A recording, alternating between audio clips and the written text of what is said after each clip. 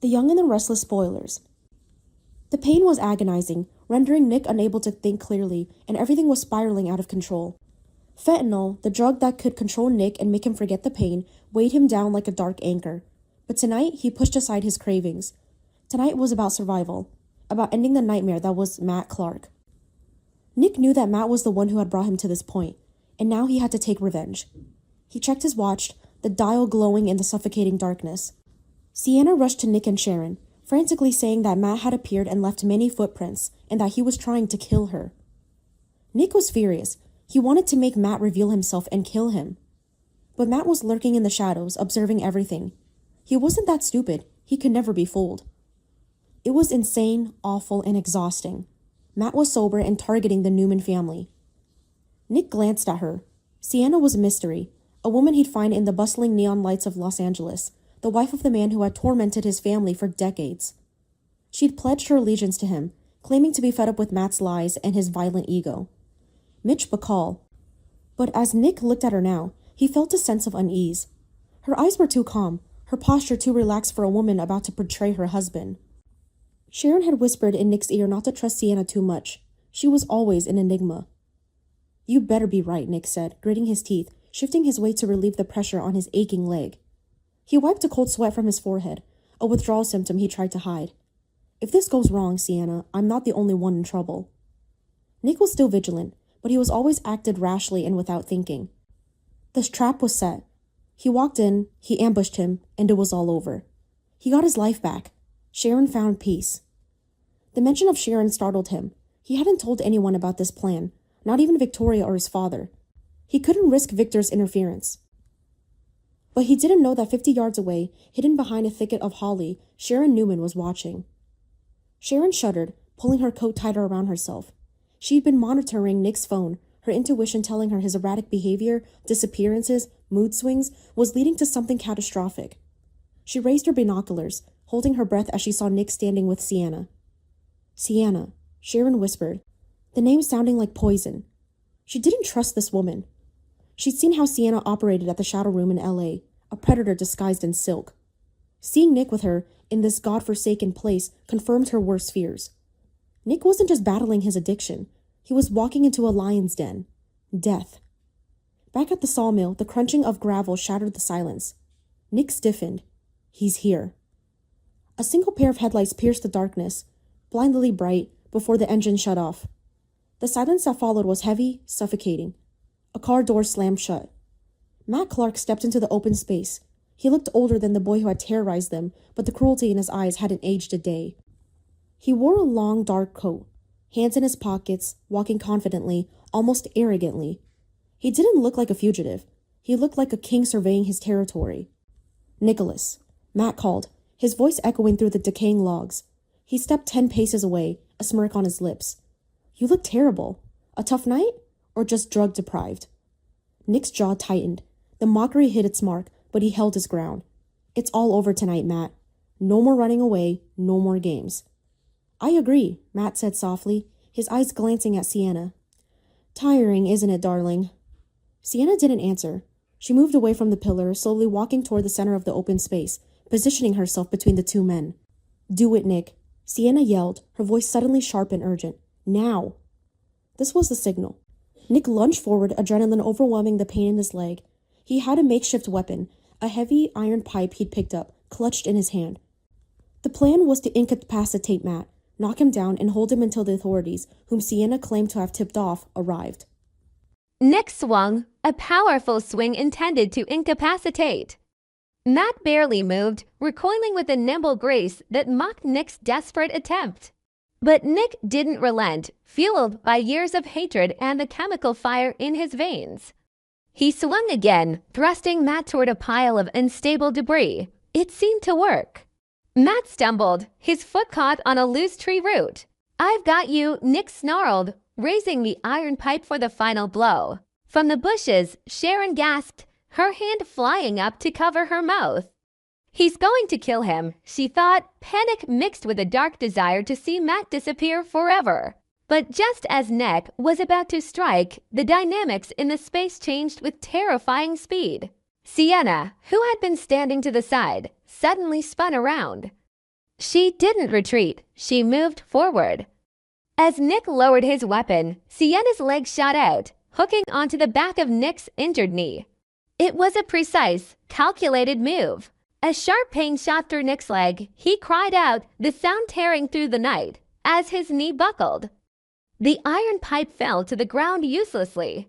He crashed heavily, his breath forced out of his lungs. "What?" Nick gasped, looking up through the painful haze. Sienna stood above him, her face devoid of any pretense of alliance. She looked down at him with cold amusement. Then she looked at Nat and smiled. "You were right, Mitch. He's slower than before." Matt laughed, a dry, chilling laugh. He adjusted his coat, brushing off the imaginary dirt. Addiction makes people like that. It makes them careless. It makes them trust the wrong people. Sharon, watching from her hiding place, felt the blood drain from her face.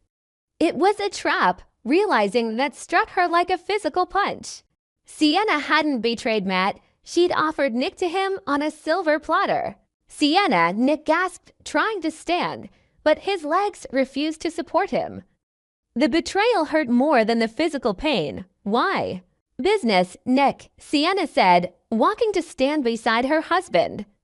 She slipped her hand into Matt's, the image of a devoted couple. "And family. You threaten me, I end you."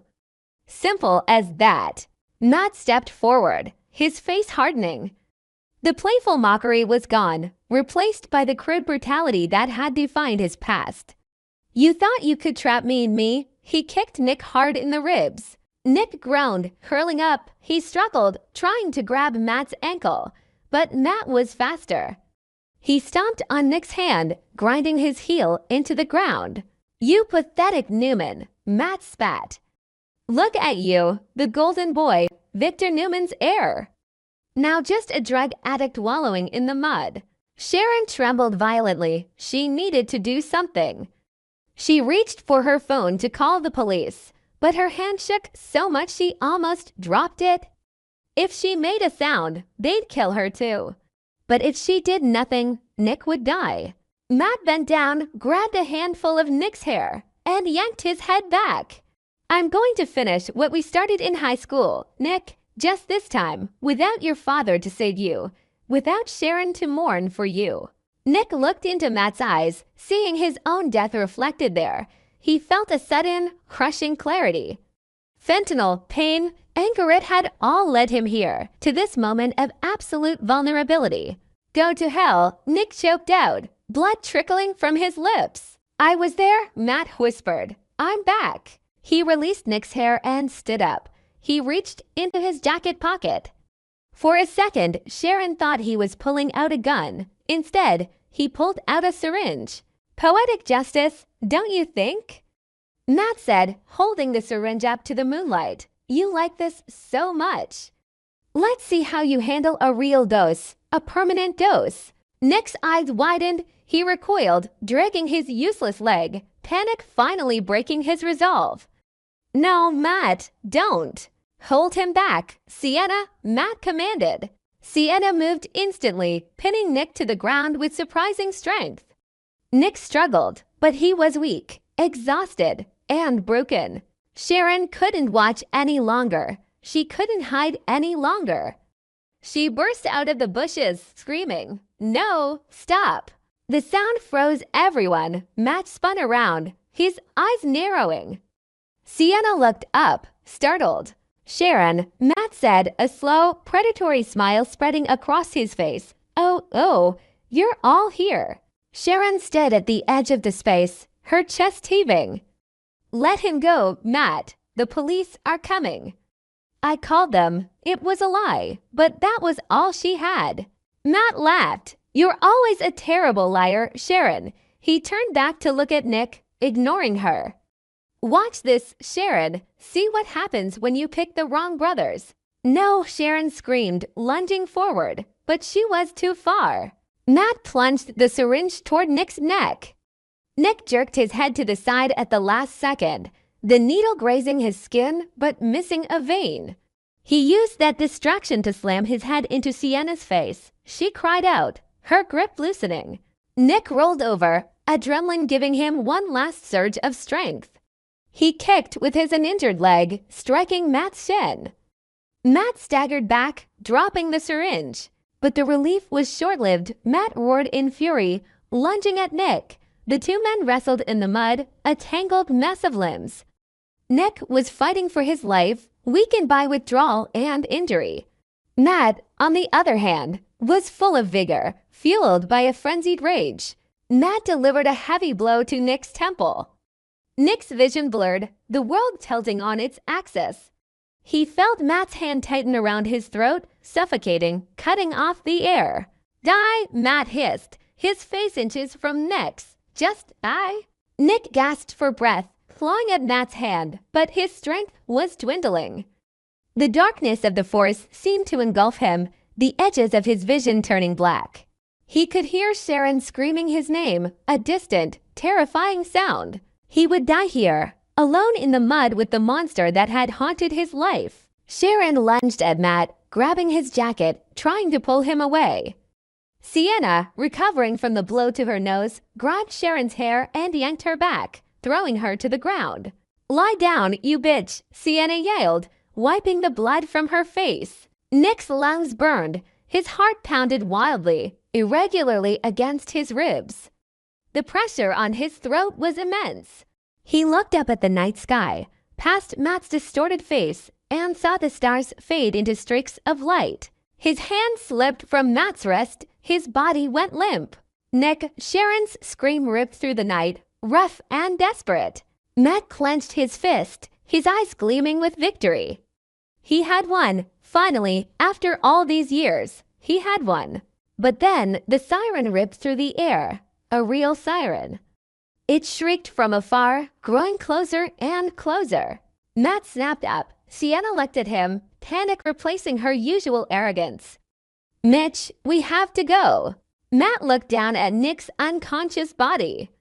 He considered finishing him off, but the siren was already blaring, the red and green lights flashing through the trees. "This isn't over yet," Matt snarled at Nick's motionless body. He quickly stood up. "Let's go." He and Sienna sprinted toward the car. Sharon didn't follow them. She crawled to Nick, her hand trembling as she touched his face. Nick, please," she sobbed, pressing her fingers to his neck. His skin was ice-cold and damp. For a moment of terror, she felt nothing. Then, a faint, tiny pulse flickered beneath her fingertips. "Oh God," she whispered, tears streaming down her face. "Hold on, Nick, just hold on." Matt's taillights disappeared into the woods, leaving Sharon alone in the darkness, embracing the man she had loved for half her life, praying that help would come before the eternal silence claimed him. Nick Newman lay motionless, his life hanging by a thread, the demons of the past finally catching up to him.